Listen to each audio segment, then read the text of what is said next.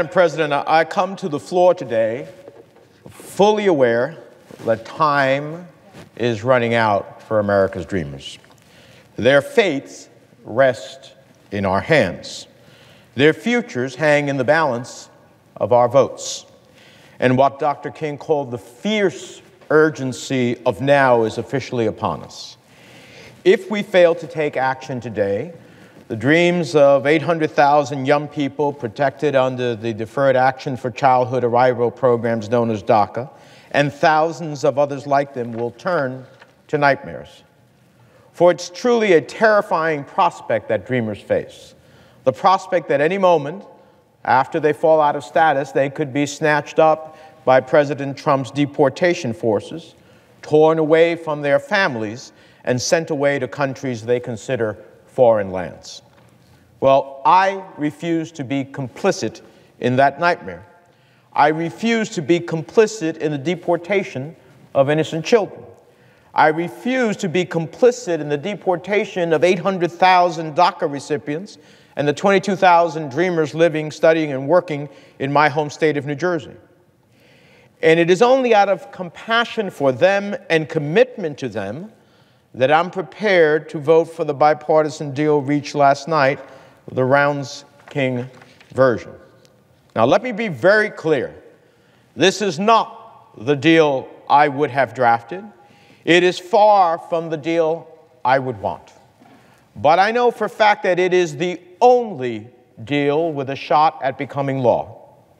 It is the only deal with any hope of earning 60 votes.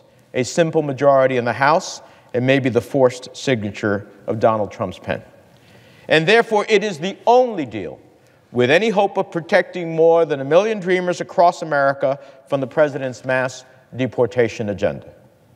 To my fellow Democrats, to my friends and fellow leaders in the Hispanic community, to those in the immigration advocacy community, and to the millions of Americans in New Jersey and across the nation who've stood by dreamers throughout this ordeal, I will not sugarcoat things.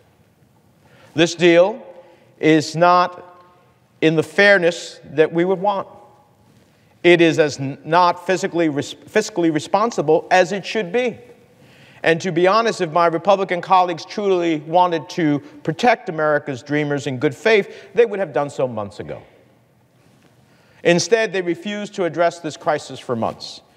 Republicans chose to treat dreamers like bargaining chips, pawns that could be used to advance far-right restrictions on lawful, family-sponsored immigration to the United States, and to deliver President Trump a big, fat $25 billion kiss in the form of border wall funding.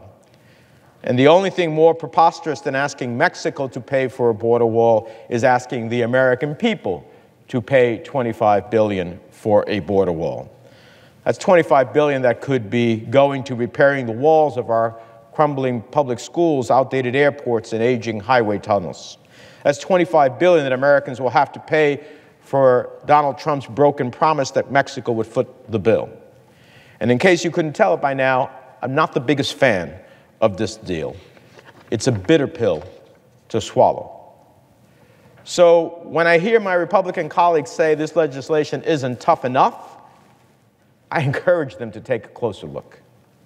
Look at the hard choices that I and the community that I come from and others in this country have to make to support this deal. As the most senior Hispanic American in the Congress, as the son of immigrants whose thirst for freedom brought them to these shores, as the senior senator from New Jersey, one of the most ethnically and racially diverse states in America.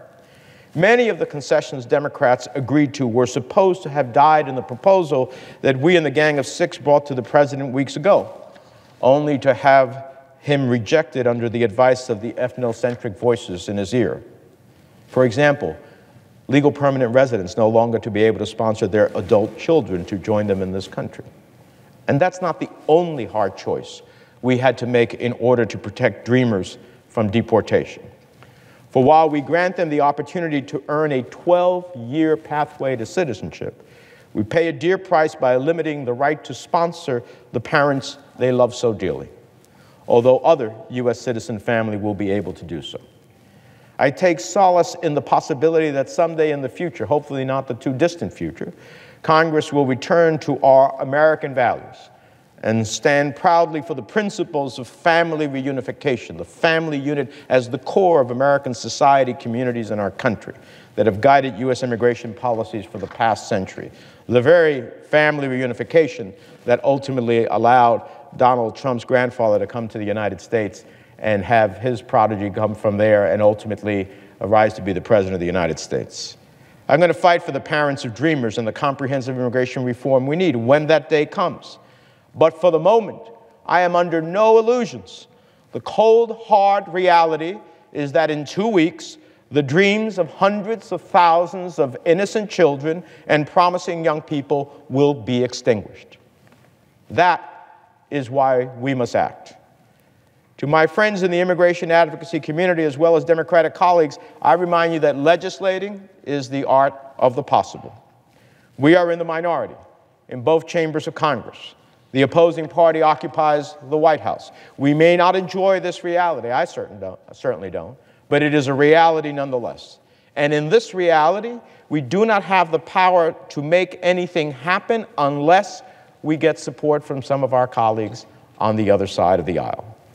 We have the power to try and stop terrible things from happening, but we can only make things happen if we have others join us in common cause. So I ask my fellow Democrats to please hold the line for the hundreds of thousands of innocent children and bright young people who belong in this country and need our votes to stay in this country. We have to remember that compromise is the oil that keeps the wheels of Congress running. And without it, dreamers who've become integral to communities across the nation may very well be forcibly removed. We know they belong here with us, strengthening the diverse threads that bind us together as one people. To my Republican colleagues, I ask you to remember the tough concessions we had to make so that dreamers have a chance to earn citizenship in a country they love and the only country they know. I again close by quoting the always relevant and forever wise Dr. King, who said, "We are now faced with the fact that tomorrow is today. We are confronted with the fierce urgency of now. In this unfolding conundrum of life and history, there is such a thing as being too late." My friends, the fierce urgency of now looms over us today. The fate of our dreamers grows more uncertain with each passing second. And I, for one, refuse to let their dreams die here on the Senate floor. So let's pass the Rounds-King Amendment and pass it fast. There's no time for further delay. If we want dreamers to have a tomorrow here in this country, then we must act today. With that, Madam President, I yield the floor.